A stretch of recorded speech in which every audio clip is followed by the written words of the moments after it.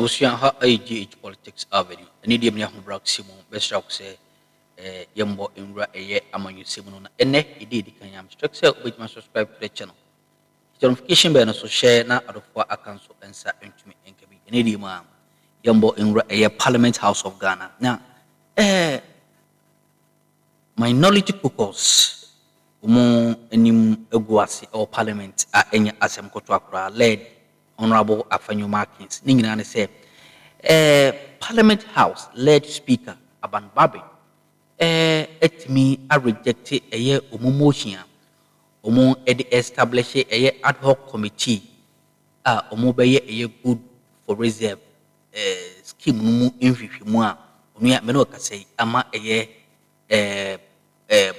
minority caucus no,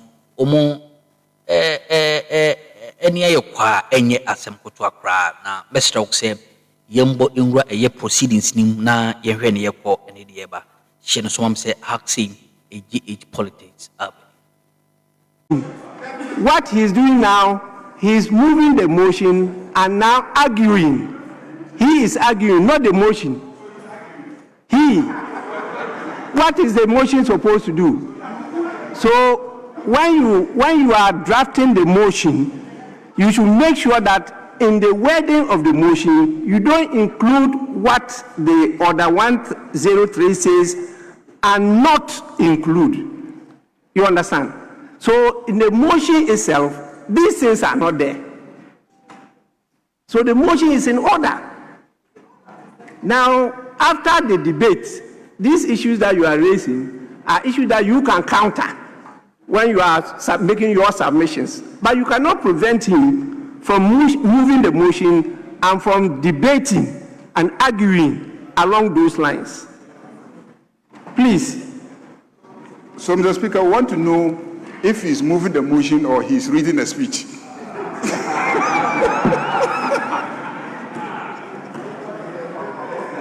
Now, you want us to define what moving a motion means.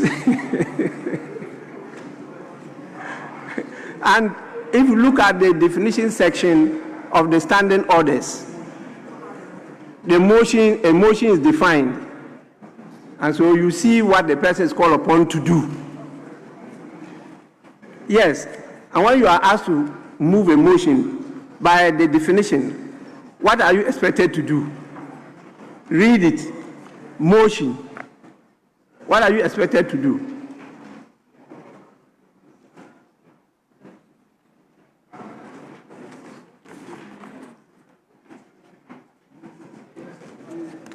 Yes, motion means a request made by a member or a minister that Parliament or a committee of Parliament takes an action, orders something to be done, or expresses an opinion concerning a matter. So he should just move the motion. move the motion. The motion is captured here. The motion is captured here. So move the motion. Then we can start the debate. Mr. Speaker, he is not even listed as a sponsor of the motion. He is not listed as a sponsor of the motion. So Mr. Speaker, you were magnanimous to allow him to move the motion on behalf of other people. So let us hear him move the motion, after which we can then go into the debate. If he is one of the debaters, he can say so. Then when it is his turn to debate it, then he will debate it. But the dispensation granted by the Speaker is for you to move the motion. And the motion is very simple. Just move it and then we can go into the debate.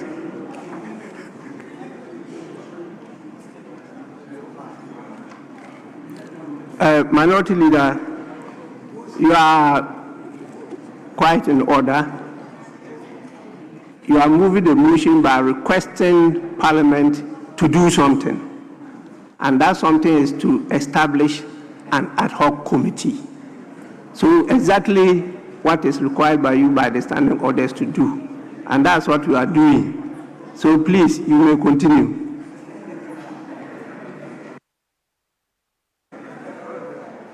Speaker, Thank you very much.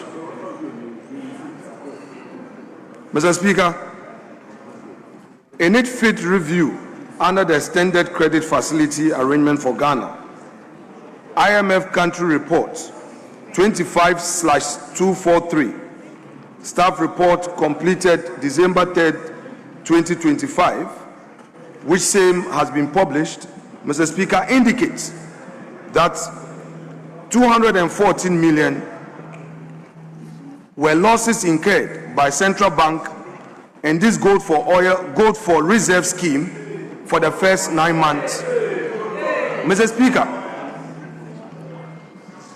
this House must now pose a significant downside risk question as to whether the entire economic stabilization program, of which, as part of the gold for reserve scheme, the gold board was established for the purposes of helping same, is at a risk. Mr. Speaker, what was branded as a visionary policy by this is exposed by our own international partners as a funnel for national wealth engineered through inefficiencies and incompetence. Mr. Speaker, this House must resist the temptation not to speak of these losses. Mr. Speaker, it is clear that at least dozen fully built and equipped district hospitals of very high skill by the previous NPP administration initiated under Agenda 111 could at least, these losses could have been used to support this program. Mr. Speaker, in other configurations, it is more than 30 district hospitals, each one a lifeline to mothers in labor, children in emergencies, and accident victims who today must travel long, dangerous distances for basic care that should be their birthright. And Mr. Speaker, we can consider water. The same 214 million could have been funded between 40 and 60,000 functional boreholes across every constituency in this country. Enough to give every school, every chip compound, and every rural community reliable access to clean, safe water. Mr. Speaker, again, this 240 million, which is not being accounted for, could have resolved other social problems in our country to create jobs. Mr. Speaker, the minority wishes to precisely, in this characterization of this event, not to look at mere rhetorics. Mr. Speaker, we see this as a policy mistake. This bears all the hallmark of, in the least, criminal negligence on a national scale. Mr. Speaker, the gold purchasing program, which was initiated in the previous regime. Minority Leader, please, just a minute. Yes. Both leaders are on. Yes, Majority Leader. Majority Chief Whip. Speaker, you have directed the Minority Leader to move his motion. He's only reading, he hasn't moved the motion. He could have said that, he could have moved the motion and say that in doing so, I want to add a couple of things. He hasn't moved the motion. He's going to town. It's alleged criminality on the part of the officers of the Central Bank. Speaker, I have humbly in my hand the House of Commons Procedure and Practice, 4th edition of the Canadian House of Parliament. Mr. Speaker, page 444, which is on motions. A motion is only a prayer to the House that a thing be done. You haven't asked that prayer. You haven't made that demand. And you have spent for the past 30 minutes making reference to documents that are not before the House, making allegations. So, Mr. Speaker, procedure has been established in this House. When a motion is advertised, you stay within the terms of the motion paper. The terms of the motion paper of motion number 46, Mr. Speaker, is contained here. And for the sake of the record, it says that this Honorable House, pursuant to Article 103 of the 1992 Constitution, and all that a thing be done, and other related matters. So move your motion within the terms of the belly of the motion paper. Then when members want to comment, members can make their comments. Then the House will take a decision whether or not your prayer be acceded to or rejected. That's where we are. So don't turn the prayer which has been granted by Speaker for you to move a simple motion into a press statement on the floor. We will not countenance it, Mr. Speaker, with all due respect.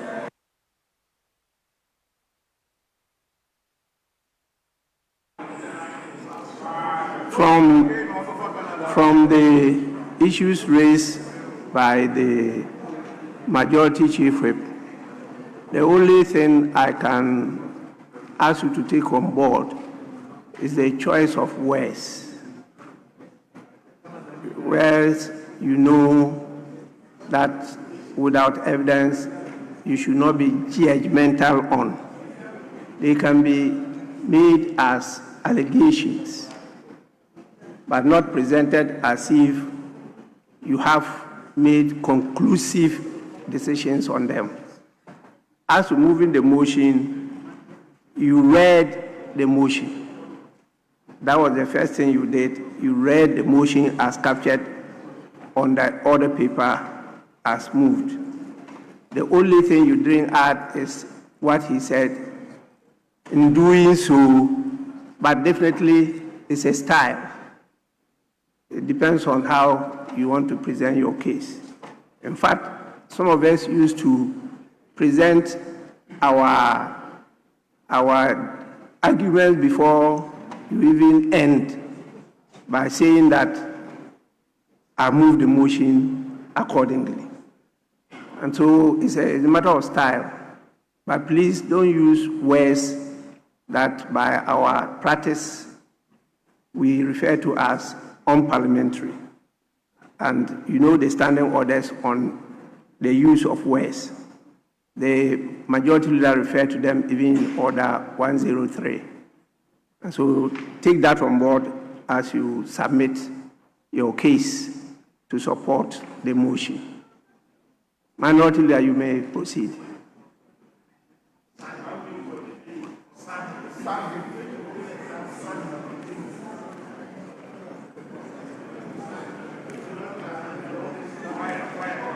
Mr. Speaker, I contend that this action has the hallmarks of negligence. Mr. Speaker, this gold purchasing program is supposed to bring relief to the people of Ghana. It is not a ticket for causing financial loss. Many Ghanaians suffer unemployment, while market women reel from the impact of tariff hikes, while public services collapse. A small and well-connected elite cannot participate in this program, which program will lead to wealth creation and losses to the state. Mr. Speaker, this cannot be acceptable. Mr. Speaker, we also believe that the environmental complicity must be looked at. And on this, Mr. Speaker, I submit that the issues of Galamsey that is unfolding in our country and linked directly to indiscriminate mining is causing our environment. Mr. Speaker, illegal mining has exploded to unprecedented levels, and we all know that as a country. Our rivers, the Pra, Birim, the Ankobra, are all contaminated with mercury and cyanide. Our forest reserves are being razed. Our cocoa farms, the backbone of rural livelihood, are being destroyed. Mr. Speaker, as global gold prices surged, this government responded not with enforcement and accountability, but with a buying scheme that has effectively legitimized destruction. I beg to submit. Mr. Speaker, under the Gold for Reserve scheme, we know that the main vehicle undertaking this enterprise is Gold Board. Mr. Speaker, its operations, in our view, does not distinguish between regularly mined gold and illicit gold. Mr. Speaker, that gap in regulation must be looked at. Mr. Speaker, mining experts and civil society organizations have raised serious and documented questions about Gold Board's supply chain. The entity claims to purchase only from licensed miners, but it cannot demonstrate that the gold it buys does not originate from legal sources. Speaker, specialists have warned, and they have warned repeatedly, that much of this so-called small-scale gold is laundered through formal license held as cover for illegal operations. Speaker, Gold Board's disclosure practices fall catastrophically short of international standards. It cannot provide mine-level traceability. It lists only broad regional sources in flagrant disregard of OECD guidelines for responsible mineral supply chains. Mr. Speaker, I state this plainly. When an institution cannot prove it is not funding galamsey, it has lost all moral credibility. When a government defends such an institution and turns its face away from the evidence, it becomes complicit in national destruction. The human cost is not an abstract. Communities along our degraded waterways report rising incidents of skin diseases, kidney failures, and mysterious ailments directly attributable to the exposure to mercury. Mr. Speaker, our children are being poisoned. Farmers have lost their land and their livelihoods to the advancing front of illegal mining. Future generations will inherit not gold reserves, but poisoned land and dead rivers, because this government chose profit for a connected few and disregarded the social impact on our environment. Mr. Speaker, on this score, I submit that this is environmental murder and Parliament must say so. Mr. Speaker, let me proceed to state why there must be a committee to look into this matter.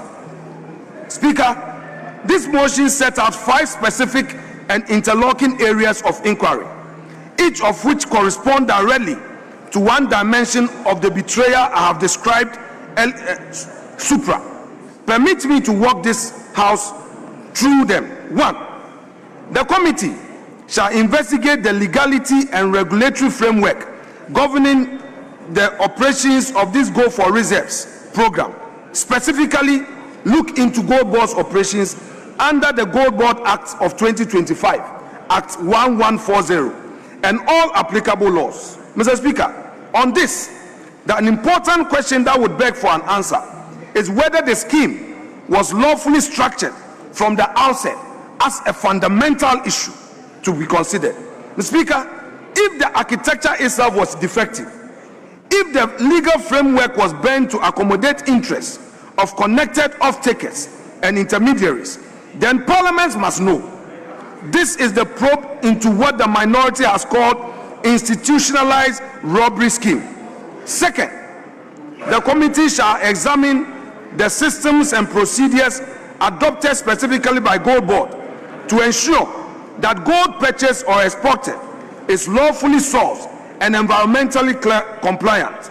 Mr. Speaker, this goes to the very heart of the due diligence failure and the laundering of illegally mined gold, as we have already argued.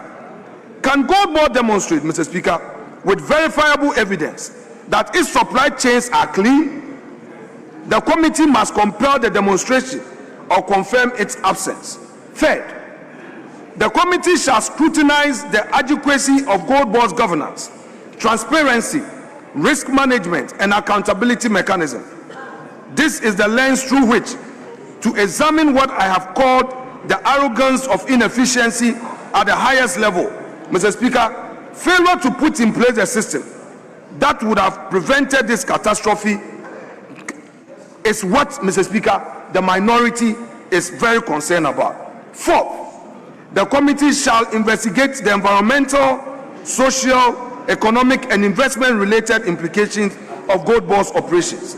Mr. Speaker, this takes us to the root of the ecological collapse I have described earlier: the poisoned rivers, the dead farmlands, the communities drinking mercury. Mr. Speaker, fifth and finally, the committee is empowered to investigate any other matter incidental or consequential to the foregoing. And Mr. Speaker, in an investigation of this complexity and this gravity, we must not constrain committees reach prematurely. We must leave no stone unturned, no document unexamined, no testimony unheard. Mr. Speaker, the Ghanaian people deserve how and why there should be gold for reserves program, and same would lead to losses. To the extent that, Mr. Speaker, unconfirmed reports has said that as of December, the 214 million losses had moved to $700 million. Mr. Speaker, now let me deal with the composition and powers of the committee. I again submit that the ad hoc committee has been proposed in this motion be constituted according to the standing orders 209 and 262, reflecting the numerical strength and the different shades of opinion in this house. This committee, of course, will be bipartisan, and let me be clear about what this means. The minority is not seeking to create a partisan instrument. We are seeking the creation of a credible, independent parliamentary body that commands the confidence of the Ghanaian public. Mr. Speaker, we don't want CSOs and the media to take away the mandate of Parliament. We in this chamber have the capacity to undertake our constitutional mandate, regardless of which side we belong. Mr. Speaker, if we fail in this mandate, other bodies outside of Parliament will definitely show interest and do it. And I do not want us, Mr. Speaker, after they have discussed, they have investigated and issued the report, then Parliament as a secondary matter take it up for debate. Mr. Speaker, that should not be the case. Mr. Speaker, as to the powers of this committee, this motion proposes that pursuant to Article 103 of the Constitution and Standing Orders 212 and 263, that the committee shall have the full powers of committees of Parliament. And Mr. Speaker, I won't belabor same because same are contained in our rules. However, for sake of time, I would want to delve into just one matter: that the power to send for persons, papers and records of Gold Board and Bank of Ghana, Mr. Speaker, must be part of the mandate. There should be any law that may bar this committee from doing its work. No institution under reference should hide behind institutional opacity and therefore claim that Parliament cannot look into its records. Bank of Ghana must avail itself. Gold Board must avail itself. Mr. Speaker, $204 million is so huge an amount. Mr. Speaker, again, the powers to summon officers of Gold Board, Bank of Ghana, and other public institutions, including Mineral Commission, to appear and give testimony must be part of its mandate. We don't need press releases. We don't need social media posts. The evidence must be procured under oath before the people's representatives. Mr. Speaker, the power to conduct public hearing. It is again my submission that this committee must have all the powers to conduct public hearing. The human cause of this betrayal must be heard. Communities whose rivers are poisoned, farmers whose land has been destroyed, experts who have raised the alarm. Mr. Speaker, their voices must be heard in public. Organized labor has raised an alarm. They must be heard. Mr. Speaker, the power to administer oaths and solemn affirmations to witnesses in accordance with Standing Orders 275 and 276 must be relied upon. The power to engage independent experts and consultants where necessary in accordance with Standing Order 274 must also be relied upon. Mr. Speaker, it is my further contention that looking at the gravity of this issue, there would be the need for the committee to rely on a forensic accountant. We need environmental scientists. We need those who can look into the books of Gold Board and Bank of Ghana and ask the relevant questions to aid the committee in its work. Mr. Speaker, now let me turn to the formal text of the resolution. We end Sama Hodo Timko channel so Mame and I was so Jimre as an is obadi in their Dumbi Edomidi. Unia, the best saying Asia.